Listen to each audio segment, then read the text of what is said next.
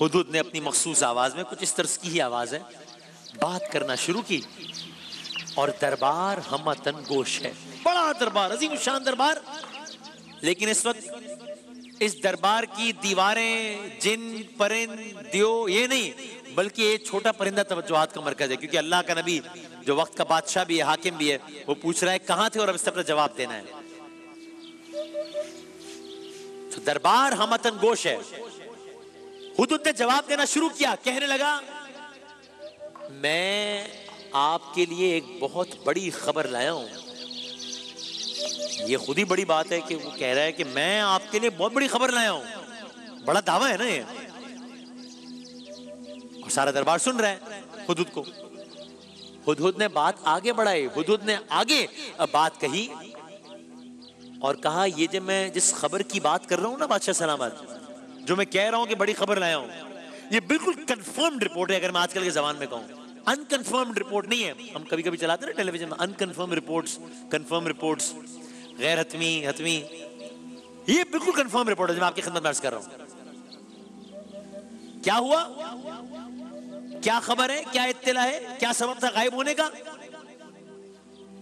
بادشاہ سلامت میں اڑتا چلا جا رہا تھا، دربار سے اڑا اور اڑتا ہی چلا گیا۔ آپ نے کل سنا یہ ماؤنٹ ایورسٹ میں بھی اس کی ریکارڈ پائے گئے ہیں، اتنی اونچائی تک بھی جاتا ہے یہ، اور گھنٹوں اڑتا ہے ریسٹ کیے بغیر۔ انڈیا میں بھی بہت پایا جاتا ہے۔ اڑتا ہی چلا گیا، یہاں تک کہ ہماری طویل سرحد سے نکل کے میں ایک ایسی مملکت میں داخل ہوا جو ہماری مملکت سے باہر تھی۔ دیکھا ایک عجب منظر، دیکھا کیا دیکھا؟ جیسے ہماری مملکت میں خدا کو سجدہ کیا جاتا ہے، ہاں وہاں کیا ہو رہا تھا؟ اس مملکت میں خدا کو سجدہ نہیں کیا جا رہا تھا، پھر کسے سجدہ کیا جا رہا تھا؟ اس مملکت میں سورج کو سجدہ کیا جا رہا تھا۔ یسجدون للشمس، آیت نمبر 24 سورہ نمل میں کہا یسجدون للشمس، سورج کو سجدہ کر رہے تھے۔ ہدہد آگے بتا رہا ہے شیطان نے ان کو پوری طرح بہکا دیا ہے، وہ ہدایت نہیں پا رہے کہ اسی اللہ کو سجدہ کریں جو آسمانوں اور زمینوں کو کی ہر پوشیدہ چیز کو باہر نکالتا ہے، اور جو کچھ تم چھپاتے ہو اور ظاہر کرتے ہو وہ سب جانتا ہے، وہ اسے سجدہ نہیں کر رہے۔ یعنی میں اپنے الفاظ میں کہہ دوں، دربار سلیمان میں حمد خداوندی جاری ہے بزبان ہدہد، حمد باری تعالیٰ کر رہے ہدہد۔ اس سے جو اگلی آیت ہے وہ آیت سجدہ ہے، تو میں اس کو بھی اسکپ کرتا ہوں۔ قرآن کریم میں سورہ نمل میں یہی جو آیات کی جو سیریز ہے، تو آپ اس سے بھی اس کی امپورٹنس دیکھیے، تو آیت سجدہ آ رہی ہے آگے، اس کو میں اسکپ کرتا ہوں، جس میں بھی خداوند تعالیٰ کی حمد و ثنا بیان کی گئی۔ سو ہدہد بتا رہے ہیں میں وہاں گیا، ایک مملکت دیکھی، سجدہ سورج کو ہو رہا ہے، اللہ کو نہیں ہو رہا، شیطان نے بہکا دیا ہے، یہ سب کچھ ہو رہا ہے۔ مزید کہا، مزید عرض کروں کرو، ہمارے ہاں آپ بادشاہ ہیں، ٹھیک، میں وہاں دیکھ کر حیران ہو گیا ہوں، وہاں تو ایک عورت کی حکمرانی ہے، اور حکمرانی بھی کمال ہے، وہ عورت ہر طرح کی نعمت اور دولت سے خوب مالا مال ہے، اور اس کے تخت کے تو کیا ہی کہنے، بہت ہی عظیم تخت ہے، بہت بڑا تخت ہے۔ آیت نمبر 23 میں کہا ہے، اس کے لیے لفظ استعمال ہوا ہے عرش عظیم، اس کا تخت بڑی عظمت والا ہے۔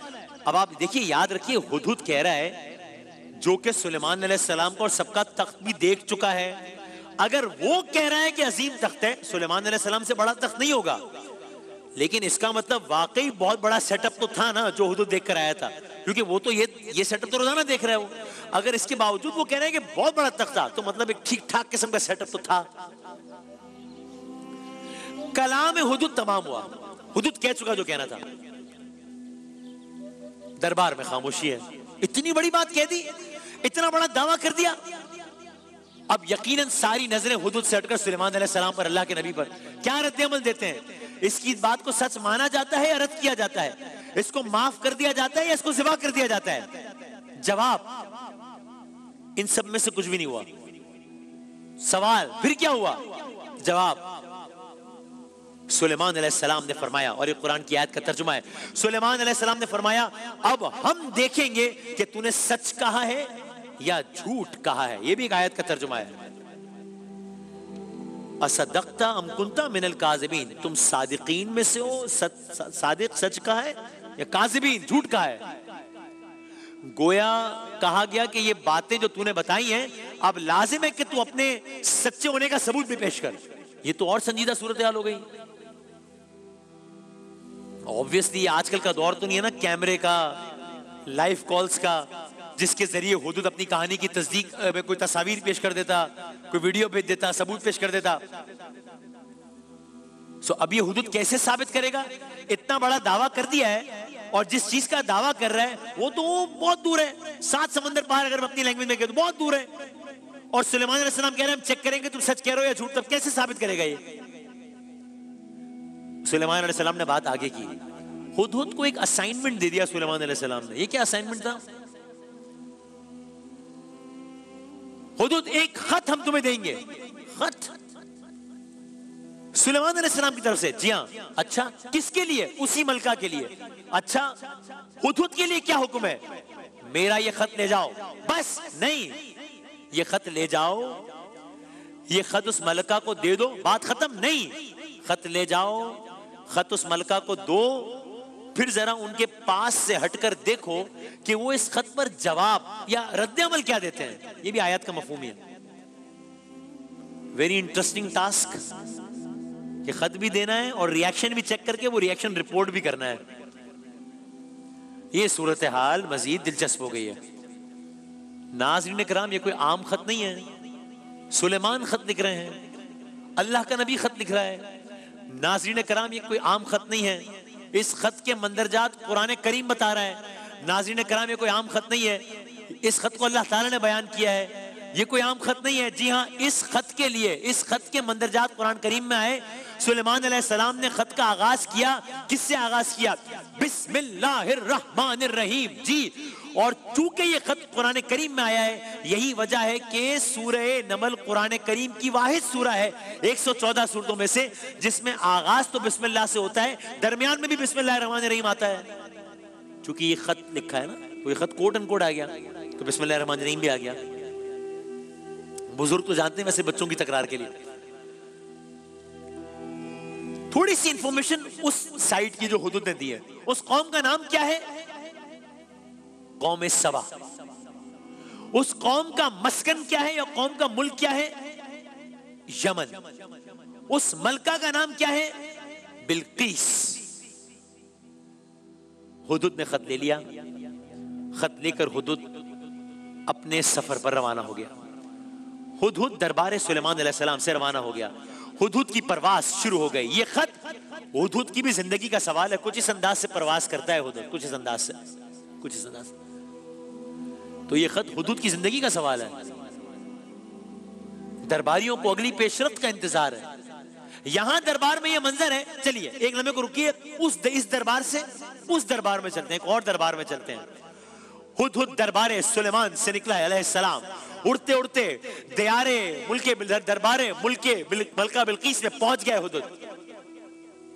وہاں درباری اپنی نشستوں پر بیٹھے ہیں، ملکہ اپنے تخت پر بیٹھی ہے، اہم معاملات پر گفت و شنید جاری ہے. ایسے میں دربار میں کسی پرندے کا ہونا معمولی سی بات ہے. موقع سے فائدہ اٹھا کر ہدہد نے اس دربار میں، دربار بلقیس میں خاموشی سے خط پھینک دیا. کچھ اس طرح پھینکا کہ وہ ملکہ بلقیس کے سامنے آ گرا. خط دربار بلقیس میں آ گیا ہے. ہدہد کو تو اسائنمنٹ اور بھی ملا تھا، صرف خط تو نہیں پہنچانا تھا، اور بھی اسائنمنٹ تھا. ہدہد نے اب کیا کیا؟ اس اسائنمنٹ میں عمل کیا. خط پہنچا دیا. ملکہ کی نظروں سے اوجھل ہو کر گویا ایک جگہ چھپ گیا تاکہ ریاکشن دے کے ریاکشن رپورٹ کرنا تھا. دربار والوں کی نظریں ملکہ پر، ہدہد کی نظریں خط پر. اگلا منظر، ملکہ کی نظریں خط پر، ہدہد کی نظریں ملکہ پر. پہلا رد عمل جو ملکہ نے دیا، سارا دربار سن رہا ہے، بہت دلچسپ رد عمل. اور یہ رد عمل ملکہ کا قرآن کریم میں آیا. ملکہ کیا کہا؟ کلرز کریں گے انشاءاللہ.